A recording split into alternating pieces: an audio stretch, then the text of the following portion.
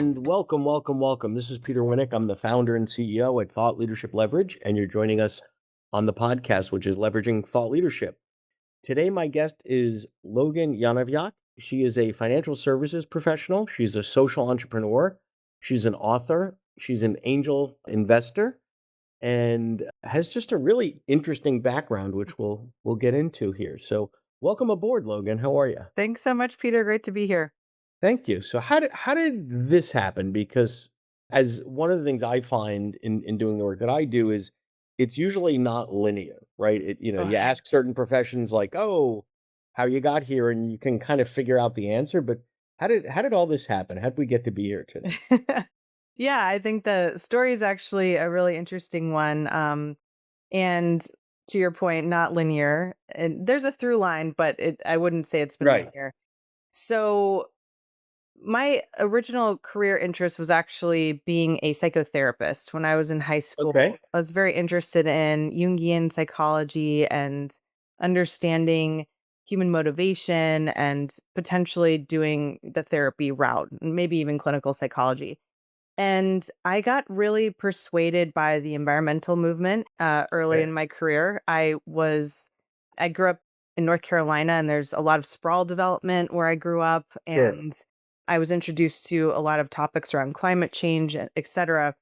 I did a 3-month wilderness course out of high school. So I was sort of exposed to Okay. conservation work. And I decided to take my career in that direction because I felt that it was an imperative for me. I felt very drawn to supporting those efforts. And so I took a financial route, basically thinking if I can help direct more capital to land conservation, to climate change efforts, then perhaps I can have more of an impact that way. So I learned how to be a financial professional, an investment professional.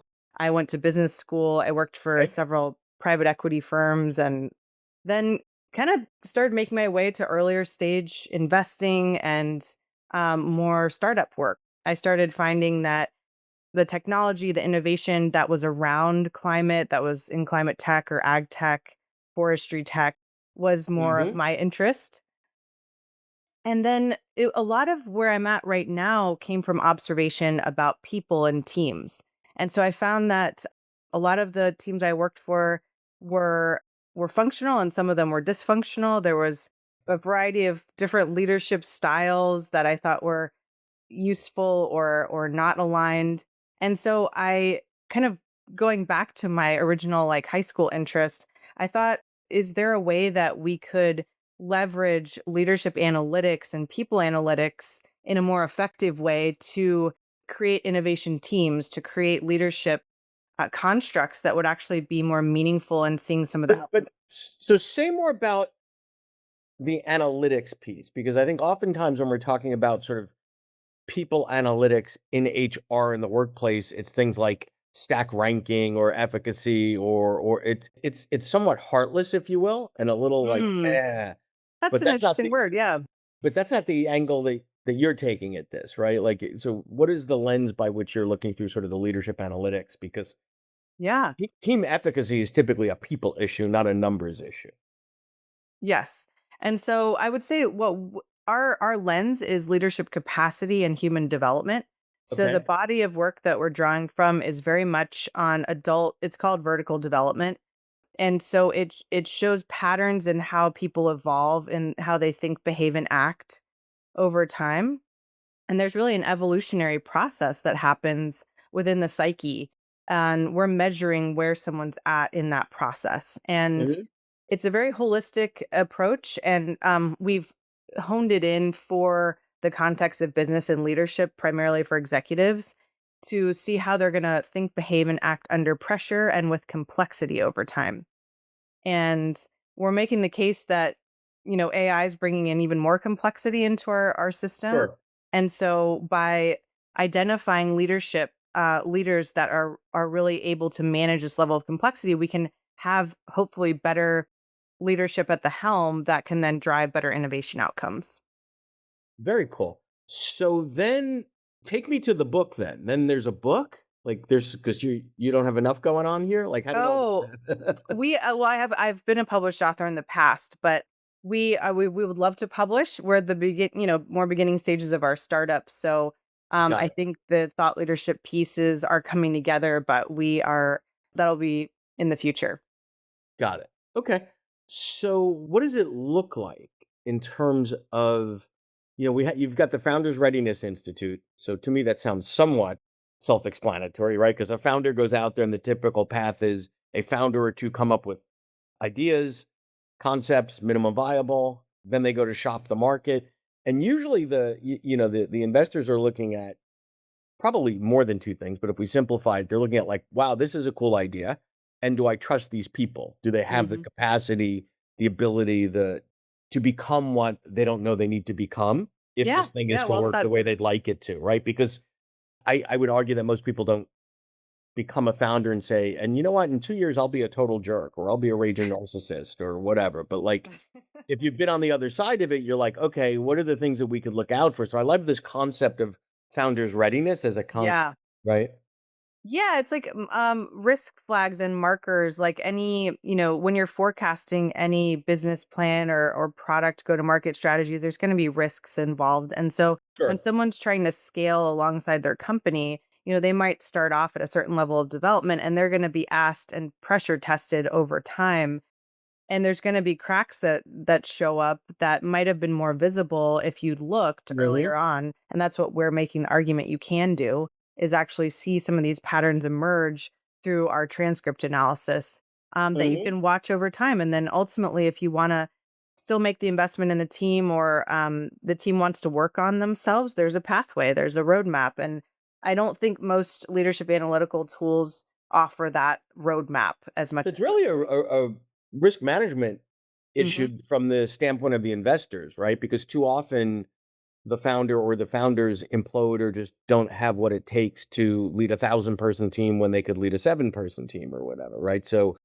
it also sounds like it's not destiny, right? Like if you pick up these things on the assessments and stuff that you're doing, people could be aware of their weaknesses and work on those. Is that Yeah, that's the idea. I mean, I think it's also not that lower stages of development are necessarily bad. I think it's where people are and recognizing where they might sit in the trajectory of a company development too. Like those who are more execution sure? focused, and have a certain level of development and coachability or purposeful agility, which are two things we measure, they might be fine at the very early stages, but then they need to be, a new CEO or a new team needs to be brought in for that scaling portion.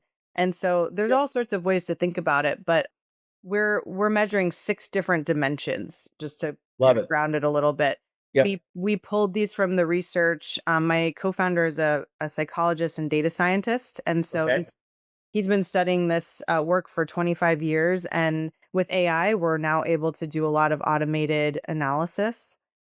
But we culled the literature looking at which constructs are really identified as more predictive for future startup success. Things like follow-on So investment. stay there for a minute. So you Yeah. from a validity standpoint, there's science underneath this, right? Oh I'm yeah, I'm absolutely. shortening, right? So this we know what the 6 are and we know why we pick those 6 as opposed to 66 others that we could have picked, etc. But now I want you to sort of you're wearing 2 hats, right? You're the thought leader and you're the CEO in this entrepreneurial venture.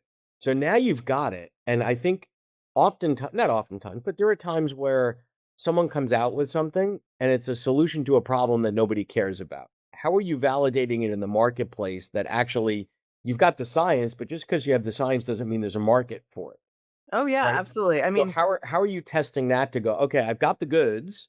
Is this a problem that needs to be solved that someone would pay money to be solved that I need to position in a certain way just to have the conversations? Because it's not like you're in a space where somebody's looking for, okay, I need a founder readiness assessment per se, right? yeah.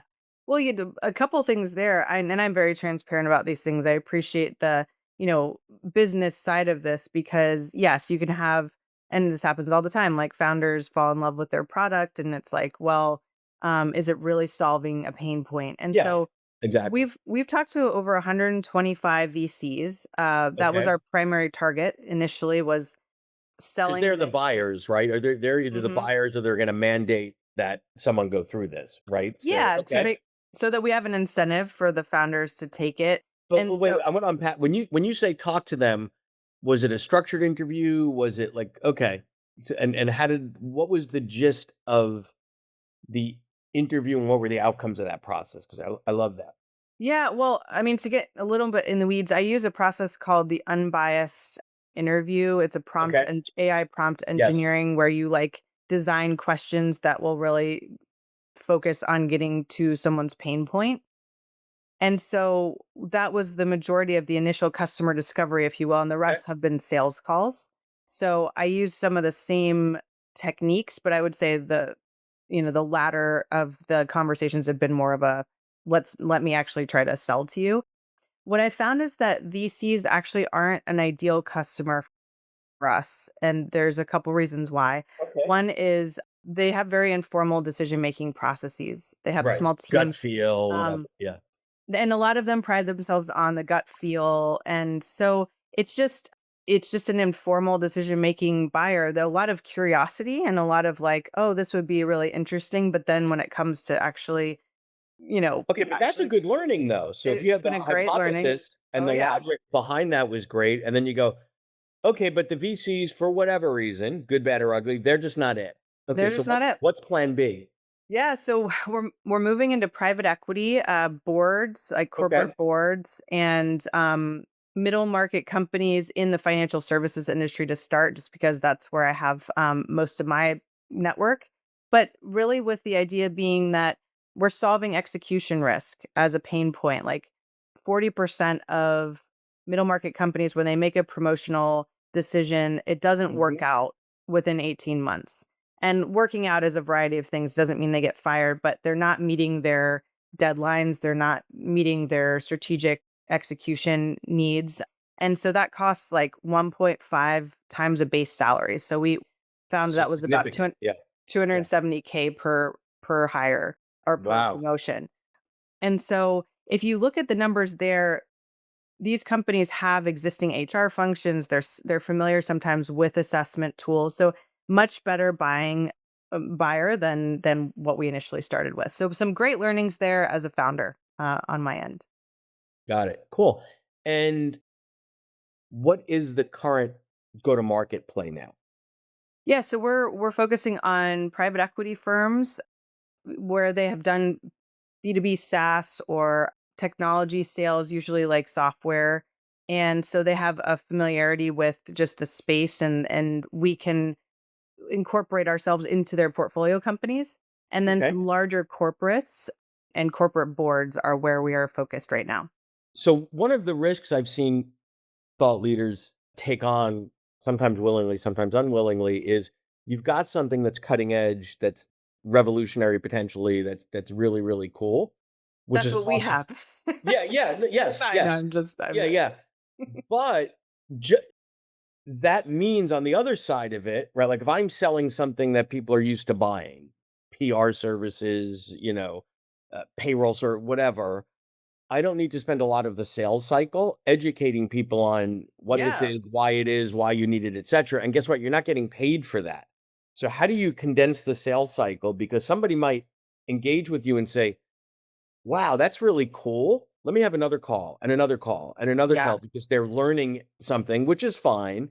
But when you connect that to a sales cycle, because you have a buyer that's, I wouldn't say they're not sophisticated, but they're not educated in this domain. How do you thread that needle? Because that could be tough.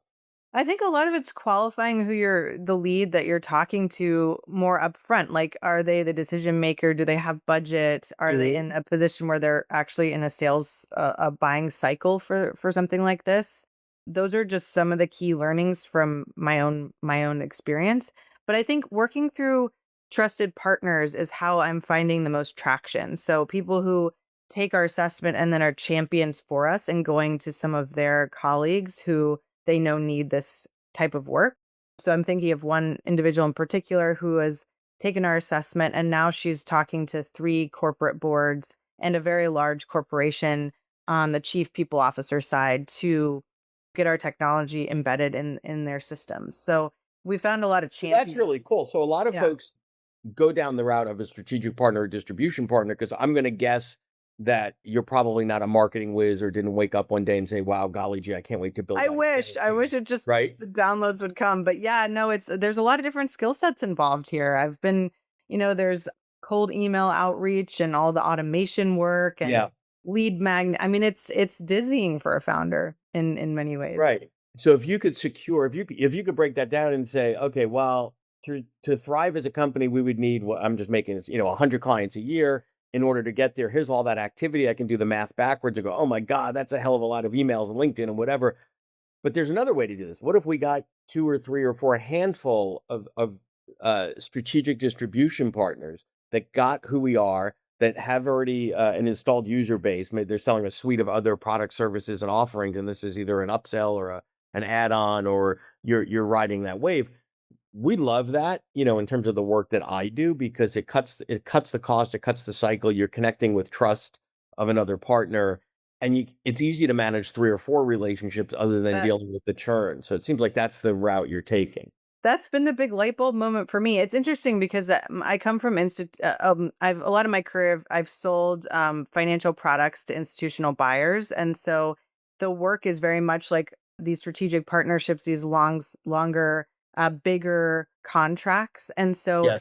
in many ways, I'm reverting back to my sales experience. I thought it would be more of this kind of like managing, tons of leads. And I was doing that in the beginning, but then I reverted back to this approach because it is for an early stage company. It's been one of my biggest insights about sales. It's what you just mentioned. Got it. Love that. As we start to wrap here, any other thoughts, learnings, et cetera, that you would have, say, for you 2 years ago? There's someone out there now, probably doing different IP or thought leadership, but could say, are thinking right now, like, wow, that's where I am now, or that's where I was a year ago. What's the wisdom you might share with them? No pressure, but it's got to be life changing for them. That's going to be life changing. Well, I think your own internal resilience is so important because your mindset about where you're headed and these different perspectives that come in, being able to hold multiple levels of complexity and actually stay objective about what you're seeing from the market has been probably my biggest learning because in the beginning I really had this desire to change venture capital and to bring in these people analytics tools, and I realized that it just That, wasn't the that's a reality. small that's a small feat. I'm just going to change venture capital. Well, Full stop. I wanted to embed a layer of people analytics in and de-risk some of the Sure. investments because I want to see better innovation outcomes. I'm a systems thinker and I was like, oh, this is Yeah. so cool. And then the reality of just the buyers themselves and how they function, I was like, I just had to step back and be like, this isn't the direction we need to go anymore. And of course, you hear about pivots all the time. And then when it comes to you actually doing it, it's like, okay, well, I have to stay objective here. This is what the market's telling me. And I think that it's the sobriety of that that experience Well, and has I think been. that's really the big one, or one of the big ones from today, is that you could think whatever you want, and your friends could think whatever you want. Your advisors could think whatever they want. The only thing that matters is, what does the market think, right? And I think it's hard to maintain objectivity relative to that, but three, four, five, six types of buyers that make perfect sense for you tell you, yeah, but no thanks. Time to rethink it, right? So it doesn't mean that, I love that the way that you pivoted and you didn't do a total crazy pivot and now you're in the direct to consumer space. It's like, okay, I need to think about this piece of the process. How do I get to whom? Right. Right. And what does that look like? Because your instincts were right. I think it was just more of a slight directional shift as opposed to a radical pivot of, okay, now we're going to be in the, packaged goods business or something silly. Oh yeah. Well, I also think there's an art to letting go of a dream, and Yeah. just there's a knowing when you have enough information to make a decision. Like there are still VCs we're talking to who are excited about this, but Sure. they're not the place I should spend most of my time.